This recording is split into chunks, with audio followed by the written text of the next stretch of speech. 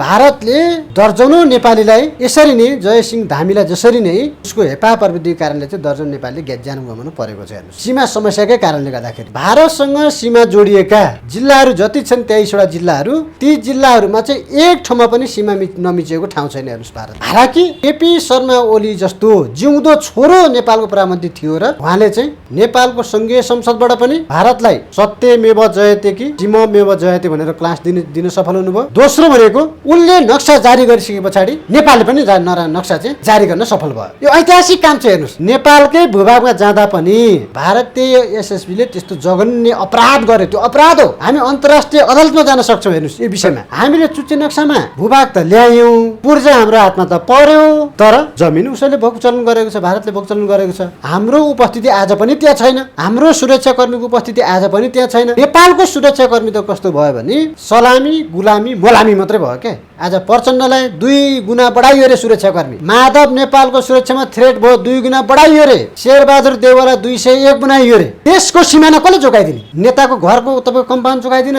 टुकुटी बनाएर राख्ने सुरक्षाकर्मी। सिङ्गो मुलुकको भूभाग तपाईँको भारतले लैरहेको छ, जनतामाथि यसरी ज्याजती गरिरहेको छ, सैनिक मारिरहेको छ, तर सरकार मौन। शेरबहादुर देउवा प्रधानमन्त्री हुनुहुन्थ्यो। 2073 साल फागुनको 26 गते कञ्चनपुरको गोविन्द गौतम, पुनर्वासाका गोविन्द गौतम 27 वर्षको केटोलाई सिमानामा 10 गजाबाट 50 मिटर उर नेपालको भूभागमा, हेर्नुहोस् है, 50 मिटर भित्र नेपालतिर कलबट बनाउँदाखेरि एसएसबीले ताकी कोखामा गोली हानेर मारे गोविन्द गौतमलाई। चिरञ्जीवी चापागाईको एसएसबीले बन्दुकको नालले हानेर, हेर्नुहोस् है, देब्रे हातमा हानेर दुजा बनाइदिएर हातै काटेर फाल्नु पर्यो। प्रधानमन्त्री शेरबहादुर देउवै हुनुहुन्थ्यो। दर्जनौं नेपालीलाई ताकी गोली हानेर मारेको छ। हेर्नुहोस्, एसएसबीले, भारतीय एसएसबीले। भारतको काम के भयो भने रोशनजी, ताकी गोली ठोक्नेदेखि तुइन काट्नेसम्म 27 वर्षीय गोविन्द गौतमलाई गोली हानेर मार्यो।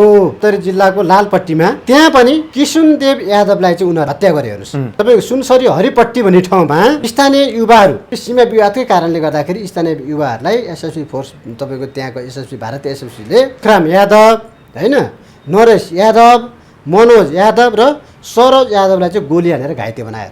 भारतले एकातर्फी रूपमा बाँध बान्यो, नेपालतिर पानी डुबान बनायो। त्यस पछाडि त्यहाँका स्थानीय तपाईँको त्यहाँका जनताहरूले त्यसलाई प्रतिकार गरे। प्रतिकार गर्ने क्रममा चाहिँ त्यहाँका एकजना देवनारायण यादव, तपाईँलाई थाहा छ होला, भारतीय एसएसबीले कसरी टाउको फुटायो उनीहरूको।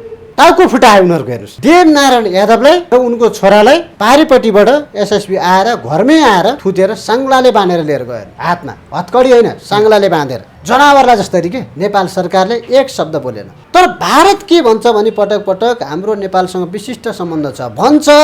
के विशिष्ट सम्बन्ध भने यही हो त? नेपालीको हत्या गरिरहने, तुइन काट्ने हो, पटक पटक गोली ठोक्ने हो।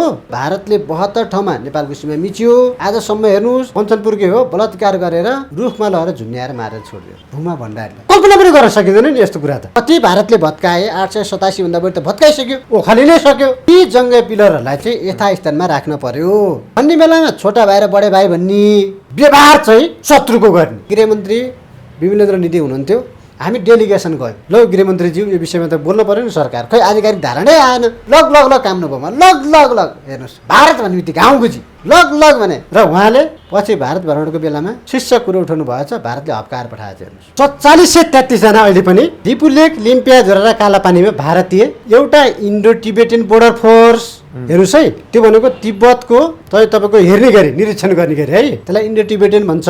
अर्को भारतीय एसएसबी, भारतीय आर्मी, भारतीय प्रहरी र 1000 को संख्यामा त नेपालको जुन भारतीय आर्मीमा जागिर खान जान्छ नि, गोर्खा पल्टन, गोर्खा रेजिमेन्ट, 1000 गोर्खा रेजिमेन्ट ल्याएर उसले नेपालतिर गोली हान्नको निमित्त, युद्ध गराउनको निमित्त नेपालीलाई नै ल्याएर प्रयोग गर्यो। सबभन्दा अगाडि गोर्खा तपाईँ रेजिमेन्ट नै छ। हेर्नुहोस्, तर नेपालको कतिजना छ थाहा छ तपाईँलाई? 27 जना जम्मा, 27 जनाको एउटा टुकडी सशस्त्रको।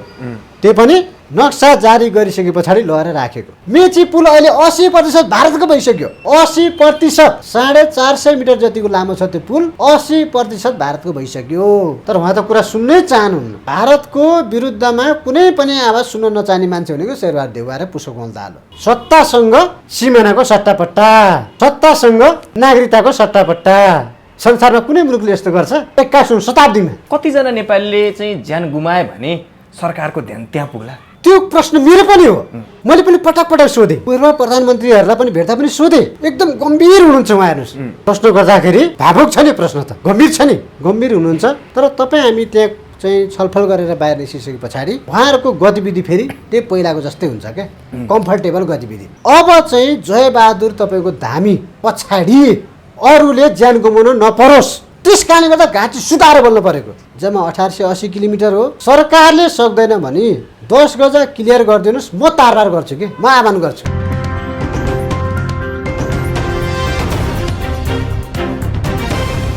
आदरणीय दर्शक महानुभाव नमस्कार। तपाईँ यति बेला हेर्दै हुनुहुन्छ न्युज फटाफट नेपाल र साथमा म रोशन घरती उपस्थित भएको छु। आज हामीसँग कुराकानी गर्नको लागि सीमाविद हेमन्त सेडाईजी हुनुहुन्छ। नमस्कार, स्वागत छ यहाँलाई। धन्यवाद, नमस्कार। तपाईँ यतिका लामो समयदेखि करिब 1 दशकदेखि सीमा सम्बन्धी बोल्दै आइरहनु भएको छ। कहाँ कहाँ सीमा मिचिएका छन् भनेर सरकारलाई झकझगाउने त्यो सन्देशहरू दिने काम गरिरहनु भएको छ। तर सरकारको कुनै पनि त्यतातर्फ ध्यान गएको देखिएन। अस्ति भर्खरै मात्रै व्यास नगरपालिकाका जयसिंह धामी भन्ने 35 वर्षीय एक युवकलाई माथि उनले तुइन तरेर महाकाली नदी तर्ने क्रममा भारतीय एसएसबीले तुइन काट्दै उनको ज्यान गएको छ। हजुर, यो हेपा प्रवृत्ति त पटक पटक भारतको भइरहेछ। नेपाल सरकारको कुनै चासो देखाएको छैन, तर तपाईँले बोलिरहनु भएको छ। यो के सन्देश दिन खोजेको भारतले?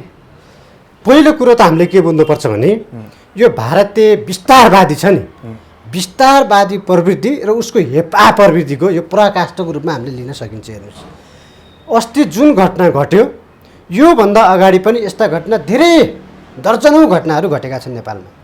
तर हाम्रो परम्परा के भयो भने, हाम्रो सरकारको परम्परा के भयो भने, हाम्रो सरकारको किन ध्यान आकर्षण त्यहाँ जान सकेन भने, कुनै एउटा घटना हुन्छ त्यो विषयमा 2-4 दिन माहौल तातिन्छ, राष्ट्रिय इस्यु बन्छ। राष्ट्रिय इस्यु बन्न पनि त्यो घटनामा परेको व्यक्ति कुन पार्टीको हो भन्नुपर्छ। हेर्नुहोस् है, त्यस्तो सन्देश छ नेपालको। हेर्नुहोस्, त्यस्तो नकारात्मक छ। हेर्नुहोस्, पार्टीको भयो भने सदस्यता लिएको व्यक्ति हो भने छिटो नै कारबाही हुने अथवा प्रोसेस चालिने अथवा विज्ञप्ति नै जारी हुने होइन। तर त्यसो हुन नसकेको खण्डमा चाहिँ घटनै सेलाएर जाने। जबकि भारतले दर्जनौँ नेपालीलाई यसरी नै जयसिंह धामीलाई जसरी नै उसको हेपा प्रवृत्तिको कारणले चाहिँ दर्जन नेपालीले ज्यान गुमाउनु परेको छ। हेर्नुहोस्, सीमा समस्याकै कारणले गर्दाखेरि नेपालको भारततर्फ 3तिर सीमा जोडिएको छ होइन। 1880 किलोमिटर छ।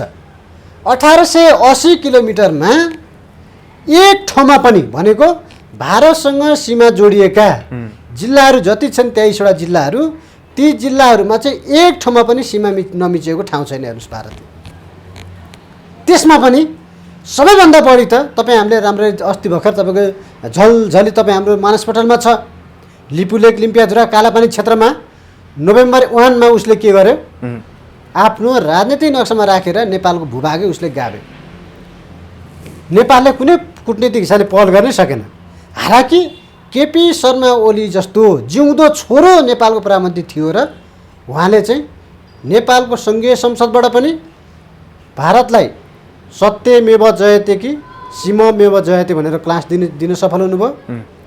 दोस्रो भनेको उनले नक्सा जारी गरिसके पछाडि नेपालले पनि नक्सा चाहिँ जारी गर्न सफल भयो। यो ऐतिहासिक काम छ। हेर्नुहोस्, केपी शर्मा ओलीले पछिल्लो समयमा जे काम गरेको भए पनि यी कामहरू चाहिँ सिमानाको सम्बन्धमा उहाँले गरेको काम चाहिँ राम्रो काम छ। अब हेर्नुहोस्, जयसिंह धामी जो तुइन तरेर पारी जान खोज्दै थिए, महाकाली नदी त नेपालकै हो नि। नेपालकै भूभागमा जाँदा पनि भारतीय एसएसबीले त्यस्तो जघन्य अपराध गर्यो। त्यो अपराध हो, हामी अन्तर्राष्ट्रिय अदालतमा जान सक्छौँ। हेर्नुहोस्, यो विषयमा तर भारतले चाहिँ हाम्रो कुनै पनि संलग्नता छैन, हाम्रो कुनै गल्ती छैन भनेर स्पष्टीकरण दियो। हिजो पनि के गर्यो भन्दा लिपुलेक लिम्पियाधुरा कालापानीको सन्दर्भमा पनि भारतले त्यो नेपालको भूभाग होइन, त्यो भारतकै भूभाग हो, हामीले आफ्नै भूभागको चाहिँ राजनीतिक नक्सा चाहिँ राखेको, राजनीतिक नक्सामा त्यो नेपालको भूभाग थिएन भनेर उसले विज्ञप्ति जारी गर्यो। त्यस पछाडि राजनाथ सिंहले त तपाईँको बकाइदा चाहिँ विज्ञप्ति नै जारी गर्नुभयो भर्चुअल माध्यमबाट। मे 8, 2020 मा अहिलेको रक्षा मन्त्री राजनाथ सिंहले तपाईँको त्यहाँको जुन सडक बनेको थियो 90 किलोमिटर, त्यो 90 किलोमिटर सडकको त उद्घाटनै गर्नुभयो उहाँले। हेर्नुहोस् ट्र्याक रोडको, हेर्नुहोस् कुरुन्नुभयो नि। तर नेपाल सरकारले कुटनीतिक पहल गर्न नसकेको कारणले गर्दाखेरि हामीले चुच्चे नक्सामा भूभाग त ल्यायौँ, पूर्जा हाम्रो हातमा त पर्यो, तर जमिन उसैले भोगचलन गरेको छ, भारतले भोगचलन गरेको छ। हाम्रो उपस्थिति आज पनि त्यहाँ छैन, हाम्रो सुरक्षाकर्मीको उपस्थिति आज पनि त्यहाँ छैन। नेपालको सुरक्षाकर्मी त कस्तो भयो भने सलामी गुलामी मोलामी मात्रै भयो क्या। नेपालको सुरक्षाकर्मी आज नेपाल आर्मी सशस्त्र प्रहरीको काम के हो? आर्मी भनेको डिफेन्स अन्तर्गत रहन्छ। हेर्नुहोस् उसले रक्षा गर्नुपर्ने होइन? देशमा यो स्थिति आउँदाखेरि किन आज आर्मीको चाहिँ ब्यारेकमा ताल चलाएर राखिएको छ? प्रचण्डहरूलाई सुरक्षा दिँदै हो, त्यही भएर भने सलामी भने त्यही भएर हो। नेतालाई सलाम ठोकेर बस्ने, जसको भूमिका चाहिँ देश जोगाउनु पर्ने हुन्थ्यो। अझ भनौँ न, सशस्त्र प्रहरी त विधिवत रूपमै सीमाको रक्षाको निमित्त निर्माण गरिएको। हेर्नुहोस् 45,000 सशस्त्र प्रहरी भनेको सीमा रक्षाको निमित्त हो। तर आज ती सशस्त्र प्रहरी तपाईँ हामीले हेर्छौँ नि, सिंहदरबार वरिपरि देख्छौँ नि, नेताको अगुवा र पछुवा भएर हिँडेको छ। हेर्नुहोस् सलुट ठोक्दै नेतालाई। आज प्रचण्डलाई 2 गुणा बढाइयो रे सुरक्षाकर्मी। माधव नेपालको सुरक्षामा थ्रेट भयो, 2 गुणा बढाइयो रे। शेरबहादुर देउवालाई 201 बनाइयो रे। देशको सिमाना कसले जोगाइदिने? कम्पाउन्ड मात्र जोगाइदिने हो। नेताको कम्पाउन्ड जोगाउनको निमित्त हो सशस्त्र प्रहरी, नेपाल आर्मी। 2 रोपनीको कम्पाउन्ड जोगाइदिन, नेताको घरको तपाईँको कम्पाउन्ड जोगाइदिन, टुकुटी बनाएर राख्ने सुरक्षाकर्मी। सिङ्गो मुलुकको भूभाग तपाईँको भारतले लैरहेको छ, जनतामाथि यसरी ज्याजती गरिरहेको छ, दैनिक मारिरहेको छ, तर सरकार मौन। कस्तो समय गर्नुहोस्, कस्तो समय भने शेरबहादुर देउवा प्रधानमन्त्री हुनुहुन्थ्यो 2073 साल फागुनको 26 गते। तपाईँलाई ताजा छ, पटक पटक तपाईँलाई मैले अन्तर्वार्तामै भनेको छु। कञ्चनपुरको गोविन्द गौतम, पुनर्वासाका गोविन्द गौतम 27 वर्षको केटोलाई सिमानामा 10 गजाबाट 50 मिटर ओर नेपालको भूभागमा, हेर्नुहोस् है, 10 गजा भनेको मान्छे राम्ररी बुझाइदिनुपर्छ। नो मेन्स ल्यान्ड भन्छ त्यसलाई। त्यहाँ बसोबास गर्न पाइँदैन। नेपालले 11 मिटर, भारतले 11 मिटर छोड्छ त्यो भूभाग। हेर्नुहोस् है, त्योबाट पनि 50 मिटर भित्र नेपालतिर कलबट बनाउँदाखेरि एसएसपीले ताकी कोखामा गोली हानेर मार्यो गोविन्द गौतमलाई। चिरञ्जीवी चापागाईको एसएसपीले बन्दुकको नालले हानेर, हेर्नुहोस् है, देब्रे हातमा हानेर दुजा बनाइदिएर हातै काटेर फाल्नु पर्यो। प्रधानमन्त्री शेरबहादुर देउवै हुनुहुन्थ्यो, गृहमन्त्री विमलेन्द्र निधि हुनुहुन्थ्यो। कस्तो संयोग हेर्नु त। आज पनि शेरबहादुर देउवा प्रधानमन्त्री भएकै 3 हप्ता नबित्दै फेरि त्यही ठाउँमा दार्चुलामा कञ्चनपुरकै छेउमा अर्को एकजनालाई यस्तो ज्यादती गर्यो भारतले। हेर्नुहोस् अब यसको सन्देश के हो यो हामीले बुझ्नुपर्छ। केपी शर्मा ओली 3 वर्ष तपाईँको कार्यकाल 3.5 वर्ष खाँदाखेरि यस्ता घटना केही पनि नदोहोरिने, तर शेरबहादुर देउवाकै पालामा दोहोरिने भन्दा जनताले बुझ्नुपर्छ। उहाँले त पहिले भन्नुभएको थियो नि, यो सरकार कस्तो सरकार रे, कम्फर्टेबल। कसको निमित्त? विदेशीको निमित्त, त्यसमाथि खास गरी भारतको निमित्त। अनि जो भारतकै निमित्त भनेर बनेको सरकार छ उसले के सोच्छ? सरकार त हाम्रो भइसक्यो, जनता त नेपाली हो नि त, त्यो हाम्रो होइन, त्यो सोच्यो कि भारतले। त्यस पछाडि यस्ता किसिमको घटनाहरू अगाडि ल्यायो। अब तपाईँलाई म फेरि यस्ता बताउँछु, अब मैले बताउनै पर्छ। 2 जनाको त अहिले जनताले झलझली त्यो आउला हैन सबैको दिमागमा झस्काउँछ नि त्यो पीडाले त। गोविन्द गौतमको पीडाले झस्काउँछ मान्छेलाई। 73 साल भर्खर 5 वर्ष भयो नि त। त्योभन्दा पछाडि पनि विभिन्न घटनाहरू भएका छन्। हेर्नुहोस् है, र तीभन्दा अगाडि पनि दर्जनौँ नेपालीलाई ताकी गोली हानेर मारेको छ। हेर्नुहोस् एसएसपीले, भारतीय एसएसपीले। त्यसमा हेर्नुहोस् है, अहिले तपाईँको मैले डाटै छ मसँग। भारतको काम के भयो भने रोशनजी, ताकी गोली ठोक्नेदेखि तुइन काट्नेसम्म। हेर्नुहोस् है, भारतको अहिलेको कुकृत्य भनेको यो छ। हेर्नुहोस्, कुकर्म, हेपा प्रवृत्ति। त्यसमा उसले के गर्यो भने कञ्चनपुरमा 2073 साल फागुन 26 गते गोविन्द गौतमलाई, उसले 27 वर्षीय गोविन्द गौतमलाई गोली हानेर मार्यो हैन।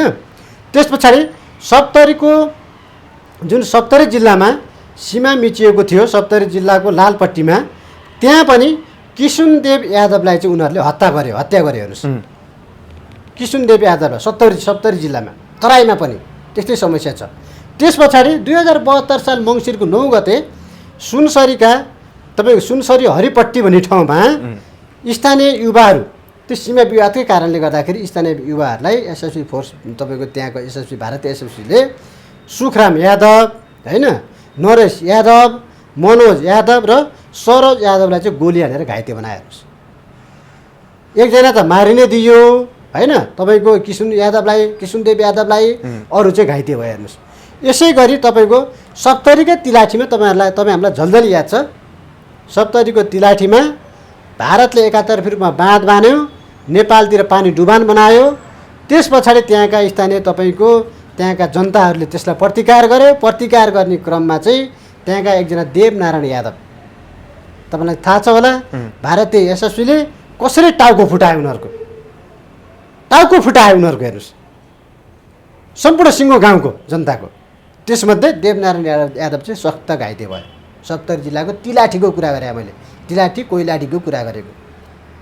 त्यस पछाडि त्यति मात्रै गरेन, उसले देवनारायण यादवलाई र उनको छोरालाई पारिपट्टिबाट एसएसबी आएर घरमै आएर थुतेर साङ्लाले बाँधेर लिएर गयो। हातमा हतकडी होइन, साङ्लाले बाँधेर, जनावरलाई जस्तरी के। नेपाल सरकारले एक शब्द बोलेन।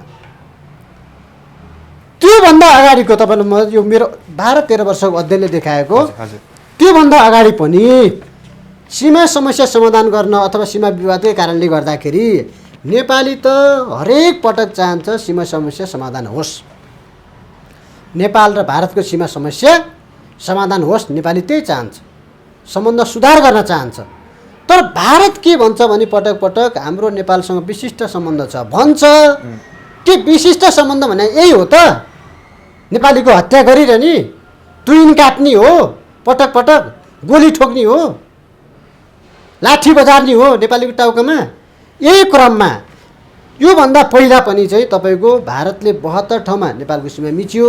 आजसम्म हेर्नुहोस्, सीमा मिचिसके पछाडि नेपाली र भारतीय बिच एसएसबी बिच चाहिँ तपाईँको त्यहाँ चाहिँ दोहोरो भिडन्त भयो। दोहोरो भिडन्त हुने क्रममा चाहिँ तपाईँको यहाँ यही क्रममा रामानन्द चमार, रामदुलारी चमार, हर्कबहादुर शाही, खड्क शाही, वासुदेव शाह, सुखिला विक, नन्सरा विक, भूमा भण्डारी त अझै उनीहरूले बलात्कार गरेर, हेर्नुहोस् है, नेपाली चेलीलाई कञ्चनपुरकै हो, बलात्कार गरेर रुखमा लगेर झुन्ड्याएर मारेर छोडिदियो। भूमा भण्डारीलाई त्यस्तो तपाईँको आतताई किसिमको के क्रूरता कल्पना पनि गर्न सकिँदैन नि यस्तो कुरा त। यसरी उनीहरूले मार्यो।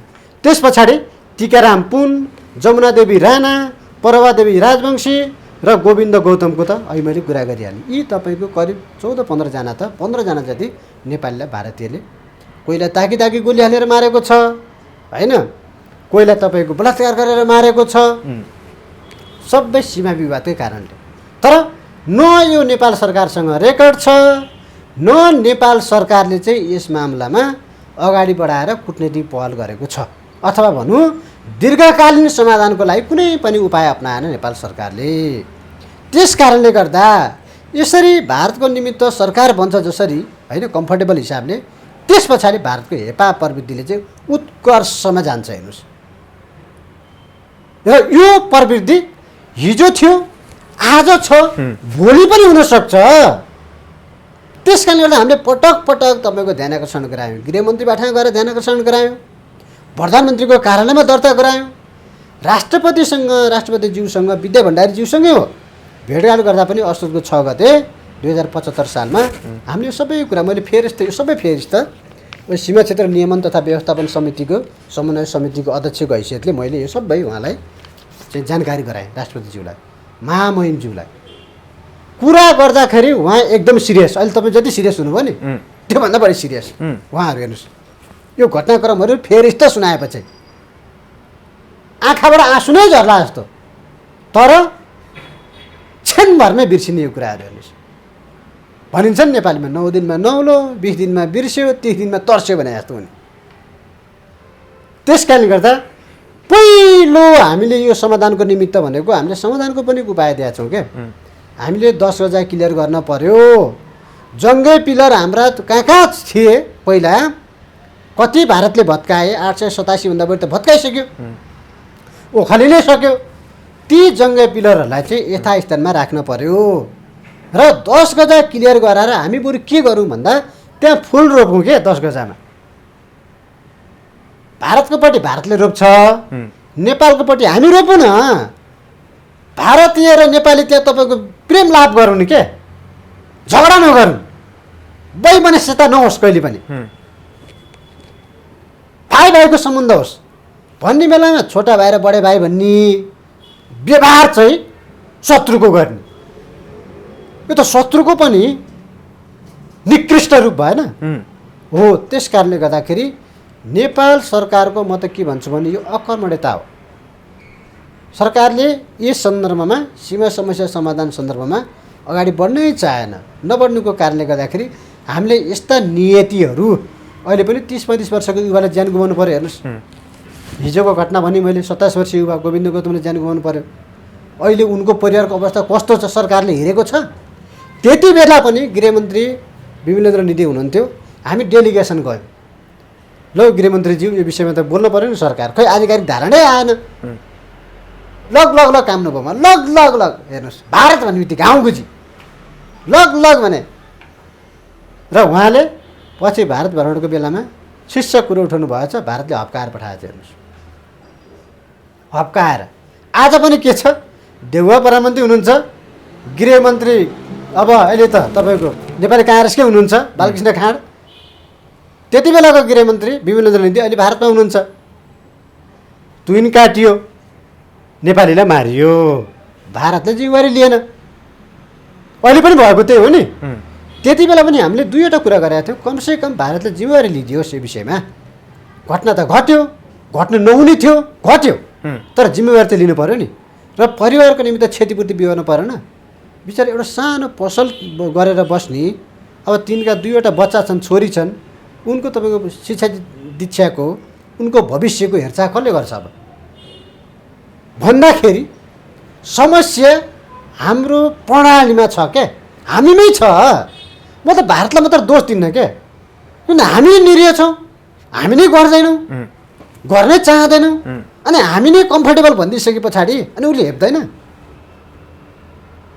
लिपुलेक लिम्पियाधुरा कालापानीमा अहिले पनि, अहिले तत्कालको कुरा गर्दैछु म, 4733 जना भारतीय सेना छ, 4733 लिपुलेकमा, लिपुलेक लिम्पियाधुरा कालापानी क्षेत्रमा। अब तपाईँलाई म डाटा भन्दैछु को कहाँ कहाँ छ भन्ने तपाईँलाई चाहियो होइन, मैले तपाईँलाई भनिदिइहाल्छु नि। 4733 जना अहिले पनि लिपुलेक लिम्पियाधुरा र कालापानीमा भारतीय एउटा इन्डो टिबेटियन बोर्डर फोर्स, हेर्नुहोस् है, त्यो भनेको तिब्बतको तपाईँको हेर्ने गरी, निरीक्षण गर्ने गरी है, त्यसलाई इन्डो टिबेटियन भन्छ। अर्को भारतीय एसएसबी, भारतीय आर्मी, भारतीय प्रहरी र 1000 को सङ्ख्यामा त नेपालको जुन भारतीय आर्मीमा जागिर खान जान्छ नि, गोर्खा पल्टन, गोर्खा रेजिमेन्ट, 1000 गोर्खा रेजिमेन्ट ल्याएर उसले नेपालतिर गोली हान्नको निमित्त, युद्ध गराउनको निमित्त नेपालीलाई नै ल्याएर प्रयोग गर्यो। सबभन्दा अगाडि गोर्खा तपाईँ रेजिमेन्ट नै छ। हेर्नुहोस्, त्यसमा हेर्नुहोस् कति कति छ भने अहिले आइटिबिटी फोर्स भनेको इन्डो टिबेटियन बोर्डर फोर्स 1000 जना। हेर्नुहोस् है, यो चाहिँ लिम्पियाधुरामा। अनि कुटी नजिकै भारतीय गोर्खा पल्टन 1000 जना, त्यो भनेको नेपाली हेर्नुहोस् है, जो नेपाली जागिर खान जान्छन् नि उनीहरू। त्यसपछि गुन्जी नजिकै भारतीय प्रहरी 130 जना, नाभी गुन्जी लिपु भन्ज्याङको बिचमा इन्डो टिबेटियन बोर्डर फोर्स 540 जना। त्यस पछाडि लिपुलेक भन्ज्याङमा चाहिँ भारतीय सेना 300 जना। कालापानी क्षेत्रमा चाहिँ तपाईँको एसएसपी चाहिँ 203 जना गरेर जम्मा जम्मी चाहिँ तपाईँको चाहिँ 4733 जना चाहिँ अहिले भारतीयहरू त्यहाँ छन्। हेर्नुहोस् है, लिपुलेक लिम्पिया कालापानी क्षेत्रमा। तर नेपालको कतिजना छ थाहा छ तपाईँलाई? 27 जना जम्मा, 27 जनाको एउटा टुकुडी सशस्त्रको, त्यो पनि नक्सा जारी गरिसके पछाडि लगेर राखेको। त्योभन्दा अगाडि 15-20 जनाको प्रहरी हुन्थ्यो, त्यहाँ प्रहरी लगेर राखिन्थ्यो। कहाँ राखिन्थ्यो भन्दा पहिलाको थेप्चो नक्सा छ नि हाम्रो जुन, त्यो थेप्चो नक्साको भाग भनेको कालापानी भन्दा पनि 32 किलोमिटर ओरा नेपालतिर हेर्नुहोस्। उता त हुँदैन, उता त छोडिदिइसक्यो नेपालले। कालापानी भन्दा पनि 32 किलोमिटर ओरा लहरा चाहिँ नेपालले चाहिँ राखेको छ। अब भन्नुहोस् यी सबै कुराले के दर्शाउँछ त भन्दा नेपाल सीमा सुरक्षा गर्न तत्पर छैन, सरकार तत्पर छैन। जनता हरेक पटक जागिरहन्छन्, हरेक पटक, हरेक दिन, हरेक रात जनता सुतेको छैन। हेर्नुहोस्, मेचीमा म जाँदाखेरि, यो निरीक्षण गर्न जाँदाखेरि त्यहाँका स्थानीय प्रहलाद काफ्लेले के भने त्यो 90 नम्बरको जङ्गे पिलर पहिला पारिपट्टि पानी ट्याङ्की छ, त्यहाँ पानी ट्याङ्कीको छेउमा थियो अरे 90 नम्बर जङ्गे पिलर। हेर्नुहोस्, पानी ट्याङ्की छेउमा, पानी ट्याङ्कीसम्म। त्यहाँबाट त्यो जङ्गे पिलर सर्दै सर्दै अहिले जुन भारतीय पोस्ट छ मेचीको पुल पारिपट्टि, त्यहाँ ल्याएर राख्यो। बाँसको झ्याङ छ, बाँस घारी छ, त्यहाँ ल्याएर राख्यो। बाटो हिँडेर आयो। हेर्नुहोस्, जङ्गे पिलर कुरो त मैले जमिन हिँडेर ल्यायो, उसले हिँडाएर ल्यायो। अनि अहिले 15-20 वर्षको बिचमा खोला पनि तर्यो त्यो जङ्गे पिलरले। हेर्नुहोस्, मेची खोला तरेर वारिपट्टि आइसक्यो। अहिले मेची पुल अहिले 80% भारतको भइसक्यो। 80%, 450 मिटर जतिको लामो छ त्यो पुल, 80% भारतको भइसक्यो। म त्यो जङ्गे पिलर बाटोमा गएर निरीक्षण गर्दाखेरि के छ अवस्था भने भन्दाखेरि त्यहाँको स्थानीयले के भने तपाईँ त्यहाँ नजानुहोस्, हामीलाई शुद्ध पारिपट्टिको त्यो जुन पोस्टमा बसेको छ उसले आएर राति तपाईँको हामीलाई ज्यादती गर्छ, पिट्छ, होइन, समातेर लान्छ, जनावरको जस्तो व्यवहार गर्छ। तपाईँ त्यहाँ नजानुहोस्। त्यति मात्रै होइन, तपाईँलाई असुरक्षा छ। पारिबाट उसले ठुलो सिसी क्यामेरा ल्याइरहेको हुन्छ, पारिबाटै हानिदिन सक्छ समेत भने। तैपनि म गएँ 90 नम्बरको जङ्गे पिलरमा गएर हेर्दाखेरि पुलको अवस्था के भन्दा त पुल त सबै भारतको भइसक्यो। हेर्नुहोस्, 80% भारतको भइसक्यो। कति गिटी बल्ल छ सबै भारतीयले दोहन गरिसक्यो। हेर्नुहोस्, भारतीय ट्रिपर ठुला गाडी ल्याएर। तर वारिपट्टि नेपालको फेरि सशस्त्रको ठुलो पोस्ट छ। हेर्नुहोस्, छन चाहिँ, तर आदेश छैन, सरकारले आदेश दिँदैन, निरीह छन् तिनीहरू। सरकार जनता त यति पीडित छन्। उनले भने नि, आँसु खसाल्दै भने उनले, हेर्नुहोस् अब हामी कुन दिन बेलुका सुत्दा नेपाली भएर सुत्छौँ, भोलिपल्ट बिहान बिउजिँदाखेरि भारतीय भन्नुपर्ने स्थिति आउँछ हामीलाई। किनभने यसरी नै जङ्गे पिलर सार्यो भने त हामी त भारतीय भइसक्छौँ, हामी त भारतीय जङ्गे पिलर भित्र पर्छौँ। उहाँहरूले त्यसरी कुरा गर्नुभयो। जङ्गबहादुर राणाले त्यसरी सिमानाको रक्षा गर्नको निमित्त जङ्गे पिलर खडा गर्नुभयो। हेर्नुहोस्, ती सबै जङ्गे पिलरको मुनि धानको भुस र कोइला राखिएको छ। धानको भुस र कोइला भनेको तपाईँको 10 फिट खनेर तल राखिएको छ। त्यो तपाईँको जिन्दगी कुहिँदैन, छेउछेउको कुहिए पनि बिचको जस्तै बाइक रहन्छ।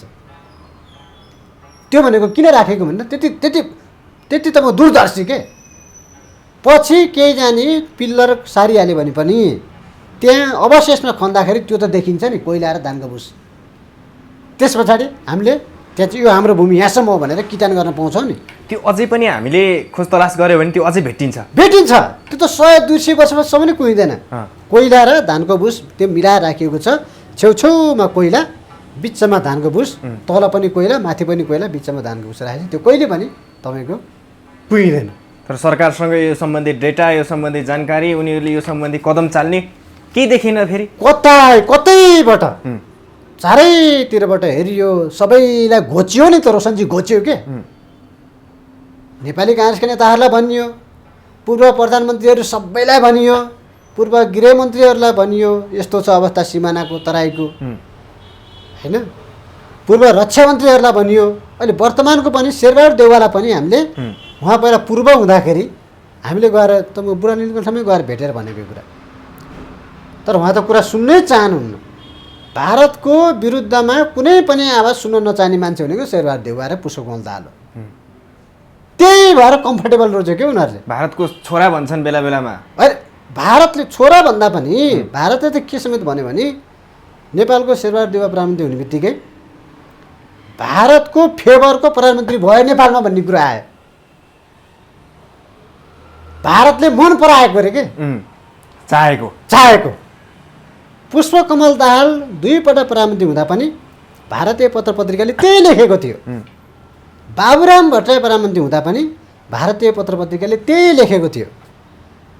केपी शर्मा ओली बाहेक अरू सबै प्रधानमन्त्री हुँदाखेरि भारतीय पत्र पत्रिकाले त्यही लेख्छ र उनीहरूले उनीहरूकै इन्ट्रेस्ट अनुसार काम गरिदिन्छन्। त्यस कारणले गर्दाखेरि आज पनि यस्ता किसिमका समस्याहरू एउटा तपाईँको नौजवान युवाले नेपाली युवाले चाहिँ ज्यान गुमाउनु पर्ने स्थिति आयो। भारतीय एसएसबीको यो दादागिरी यत्रो चलिरहँदा पनि उनीहरू पटक्कै बोल्न सकिरहेका छैनन्। नागरिकहरूले पटक पटक आवाज उठाउँछन्, उनीहरू कुनै पनि हालतमा सुन्नेवाला छैनन्। के गर्ने त अब? होइन, हामीले त हेर्नु न, मेरो त जीवनै यसमा जाने भयो। सिमाना र नागरिकताको कुरा गर्दा गर्दै, इस्यु उठाउँदै समस्या देखाइदिँदै समाधानको बाटो यो छ है भनेर देखाउँदै यिनीहरूलाई खबरदारी गर्दा गर्दै जीवनै जाने भयो। के त यो त्यही पनि यिनीहरूले तपाईँको त्यतातिर ओरिएन्टेड भएर अगाडि बढ्न चाहेनन् के आजसम्म पनि। हेर्नुहोस् है, तराईमा कति समस्या छ। तराईको हरेक जिल्ला तपाईँको भारतसँग जोडिएको छ। अधिकांश जिल्लाहरू हेर्नुहोस्, 27मा 24वटा जिल्ला भारतमा जोडिएको छ। हेर्नुहोस्, 23-24वटा जिल्ला। तर सबै जिल्लामा यस्तै समस्या हुँदै पनि त्यही पनि भारतले इन्कार गरिदिन्छ। त्यहीबाट जाउँदैछ। त्यस कारण उनीहरू कसरी बस्छन्? ठुलो सङ्ख्यामा छ। हेर्नुहोस्, उनीहरूको योजनाबद्ध हिसाबले भवन निर्माण गरेर तपाईँको थाई पोस्टै निर्माण गरेर बसेका छन्। तर नेपालको चाहिँ अस्थायी पोस्ट छ। हेर्नुहोस् है, समस्या त्यो छ। अनि भारतै के भन्छ भने फेरि नेपाल र भारतको सिमाना खुल्ला भएको कारणले गर्दाखेरि अवैध हात हतियारको कारोबार भयो, भारत आफै भन्छ। आतङ्ककारी गतिविधि बढ्यो, भारत आफै भन्छ। नक्कली नोटको कारोबार बढ्यो, भारत आफै भन्छ। महिला बेचबिखनको कारोबार बढ्यो, भारत आफै भन्छ। सीमा नियमन र व्यवस्थापन गरेर तारबार गरौँ न त भन्दा ऊ मान्दैन, भारत मान्दैन। हालाकि उसलाई जहाँ समस्या पर्छ त्यो ठाउँमा उसले तारबार गरेको छ। पाकिस्तानपट्टि तारबार गर्यो उसले, बङ्गलादेशपट्टि तारबार गर्यो, चीनतर्फ तारबार गरेको छ। तर नेपालतर्फ उसले तारबार गर्न मान्दैन। किन भन्दा उसको एउटा मात्रै इन्ट्रेस्ट के छ भन्दा सिमाना खुल्ला राख्ने। खुल्ला सिमाना, हेर्नुहोस् है, प्लानिङ खुल्ला सिमाना, जनसङ्ख्यिक हिसाबले अतिक्रमण गर्ने, बिहारका जनसङ्ख्या सब नेपालतिर छिराउने र नेपालको सरकारलाई चाहिँ सरकार परिवर्तन हुने बित्तिकै नागरिकता वितरण गर्न लाउने भनेको। भूगोल पनि खाइदिने, जनसङ्ख्या तपाईँको तपाईँको उसको जनसङ्ख्याको चाहिँ होइन पल्ला भारी भइसके पछाडि जनमत सङ्ग्रह गराएर सिङ्गो नेपालले खाने। त्यो प्रपञ्चमा, त्यो ग्रान्ड डिभिजनमा भारत छ।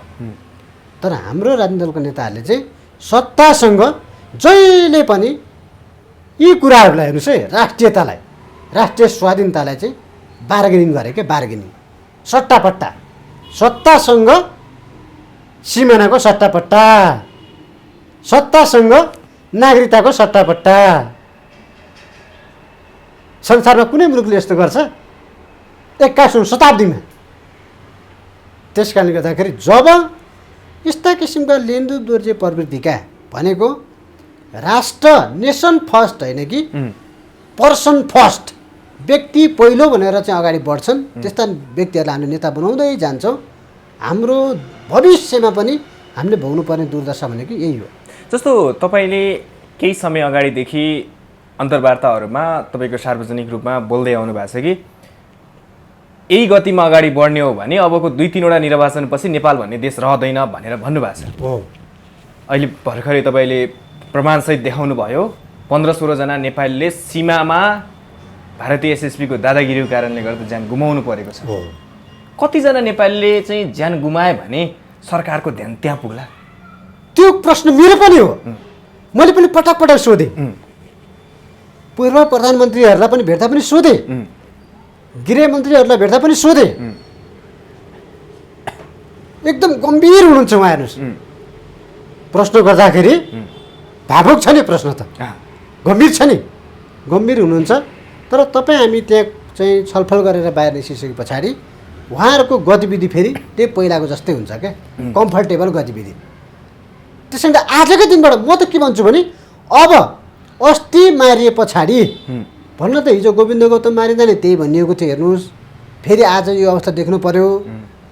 हामीले यति नबोलिदिएको भए अझ बिचमा कति मर्थे, धन्न हामीले त हरेक तपाईँको महिना 15 दिन हप्तामा घचुचा छौँ र पनि यत्र तपाईँको नेपाली ज्यान गुमाउनु परिसक्यो होइन। त्यस कारणले गर्दा अब चाहिँ जयबहादुर तपाईँको धामी पछाडि अरूले ज्यान गुमाउनु नपरोस्, त्यस कारणले गर्दा घाँटी सुताएर बोल्नु परेको। र जति पनि तपाईँ भारतीय एसएसबीबाट मारिए नेपालीहरू, उहाँहरूलाई एकमुष्ट क्षतिपूर्तिको व्यवस्था गर्नुपर्छ भारत सरकारले, घटनाको जिम्मेवारी लिनुपर्छ। त्यो कूटनीतिक पहल नेपाल सरकारले गरोस् चाँडै नै। परराष्ट्र मन्त्रीको अब नियुक्ति हुँदैछ आजभोलि नै। अब बन्ने परराष्ट्र मन्त्रीले यस मामलामा चाहिँ आफ्नो स्पष्ट नेपाल सरकार तर्फबाट धारणा नेपाल भारत सरकारलाई चाहिँ प्रस्तुत गरोस्। त्यो लेभलबाट हुँदैन भने समिट लेभलको वार्ता गरेर, समिट लेभल भनेको मोदी टु शेरबहादुर देउवा माथिल्लो लेभलबाट क्या, प्रधानमन्त्री लेभलबाट वार्ता गरेर भए पनि यो समस्या चाहिँ दीर्घकालको लागि समाधान गर्नुपर्छ। हामीले खालि यो अल्पकालीन कुरो गरे होइन, दीर्घकालीन समस्या समाधानको निमित्त चाहिँ हामी अगाडि बढ्नुपर्छ। हिजोको दिनमा अल्पकालीन कामहरू त धेरै भयो, हेर्नुहोस् धेरै कमिटीहरूको निर्माण भएको थियो पहिला पनि, तर ती कमिटीहरू उही तपाईँको आफ्ना कार्यकर्तालाई भर्ती गर्नको निमित्त मात्रै भयो, जागिर खुवाउनुको निमित्त मात्रै, त्यसको रिजल्ट कुनै पनि आएन के, त्यो एप्लाइड भएन, कार्यान्वयनमा आएन। प्रतिवेदन त बन्यो, प्रतिवेदन कार्यान्वयनमा आएन। जबसम्म हामीले गरेका कामहरूको रिजल्ट देखिँदैन तबसम्म यो समस्या समाधान हुँदैन। हामी अब रिजल्टतिर जान पर्यो, हाम्रो रिजल्ट देखिनु पर्यो, अब परिणाम देखिनु पर्यो के। त्यसो भयो भने यो समस्या समाधान हुन्छ। ठुलो समस्या पनि छैन, जम्मा 1880 किलोमिटर हो। सरकारले सक्दैन भने 10 गजा क्लियर गरिदिनुहोस्, म तारबार गर्छु कि, म आह्वान गर्छु। 1880 किलोमिटर मध्ये 1300 किलोमिटर जतिमा तारबार गऱ्यो भने पुग्छ। अरू त नदी नालाको भूभाग छ, वन जङ्गलहरू छ, घना वन जङ्गलहरू। त्यसो हुँदाखेरि 1300 किलोमिटर त नेपालले आफैले तारबार गर्छ नि। तर सरकारले पहिला 10 गजा क्लियर गरिदिनु पर्यो। दुईवटा सरकारको प्रतिनिधि बसेर 10 गजा क्लियर गर्नु पर्यो। त्यसो भयो भने सीमा समस्या पनि समाधान हुन्छ। नेपालीले पनि, अर्को नेपालीले भोलिको दिनमा गोली खाएर मर्नुपर्ने स्थिति हुँदैन। पाहाडको एसएसबीको ज्या जति चाहिँ तपाईँको ज्यादती चाहिँ उसले भोग्नु पर्दैन। जयबहादुर सिंह धामी जस्तै तुइन काटेर मर्नुपर्ने दिन आउँदैन। 21औं शताब्दीमा तुइन काटेर मार्नु भनेको त यो अन्तर्राष्ट्रिय इस्यु होइन, राष्ट्रिय मात्र होइन, अन्तर्राष्ट्रिय इस्यु भन्छ। एउटा व्यक्तिको नियत ठाउँ ज्यान लिने बिना कसुर, त्यो कोही मिल्छ? अन्तर्राष्ट्रिय कानुनले त्यसलाई छुट दिन्छ? त्यस कारणले गर्दाखेरि यी गतिविधिमा सरकारको गम्भीर ध्यानाकर्षण होस्। आगामी दिनमा पनि सरकारले चाहिँ यस सम्बन्धमा भारत सरकारसँग ठिङ्ग उभिएर, लगलग नकामिकन ठिङ्ग उभिएर सत्ताको प्रवाह नगरिकन, बरु सत्ता गए जाला तर ठिङ्ग उभिएर एउटा देखिने काम चाहिँ यो सरकारले गरोस्। जसरी केपी शर्मा ओलीले चुच्चे नक्सा त जारी गरिदिनु भयो नि, इतिहासले त्यसलाई मेटाउन त सक्दैन। अब जसले मेटाउँछ त्यसको त अस्तित्व मेटाउँछ नि त नेपाली जनताले। प्रधानमन्त्री नै भयो भने त्यसको अस्तित्व मेटाउँदैन। बाल्ला टारभित्र गएर घोक्रो ठ्याक बनाएर ल्याइन्छ नि त्यसलाई त छिरेर, जतिसुकै लाखौँ सुरक्षाकर्मी किन नराखोस् होइन। हो त्यस्तो जिउँदो छोरो चाहिँ अब शेरबहादुर देउवाले त्यो काम उसले गर्नु पर्यो प्रधानमन्त्रीको हैसियतले। त्यसो भयो भने सम्माननीय प्रधानमन्त्री भन्न हामीले सुहाउँछ, नेपाली जनताले सम्मान गर्छन्। होइन भने हिजोकै घटना फेरि आजकै घटना फेरि उहाँकै कार्यकालमा अझै बाँकी 15-16 महिना छ, फेरि अर्कै दोहोरिन थाल्यो भने त उहाँलाई त नेपाली जनताले त्यो मान्ने कुरा भएन। लेनडुप दोर्जे भनेर मान्नुपर्छ हामी त्यतिखेर चाहिँ उहाँलाई त्यो दर्जामा राख्नुपर्छ हेर्नुहोस् देउवालाई यो सीमा समस्या समाधान गरेन भने न्यायताको समस्या समाधान गरेन भने र समस्या चाहिँ जिउका त्यो झन् बढाउँदै गयो भने हामीले त्यो उहाँको लागि चाहिँ त्यो ट्याग दिनुपर्छ क्या त्यो उपनाम दिनुपर्छ देशको कार्यकारी भइसके पछाडि कमसे कम उसले आफ्नो कार्यकालभित्र एउटा मात्रै काम भए पनि इतिहासमा सुनौलो अक्षर लेख्न सक्ने चाहिँ तपाईँको काम गर्नुपर्छ क्या त्यसपछि मात्र प्रधानमन्त्री भएको अर्थ राख्छ तिमीले छोडिदिनु पर्यो दोस्रो व्यक्ति आउँछ उसले गर्छ नि होइन भने त्यो कुर्सी चाहिँ ओगट्ने पदको लोभी चाहिँ हुने तर काम चाहिँ सिनको नबाँच्ने भयो भने त जनताले त हिसाब किताब गरिहाल्छ नेपाली जनताले हस् यहाँको महत्त्वपूर्ण समय र विचारको लागि धेरै धेरै धन्यवाद धन्यवाद नमस्कार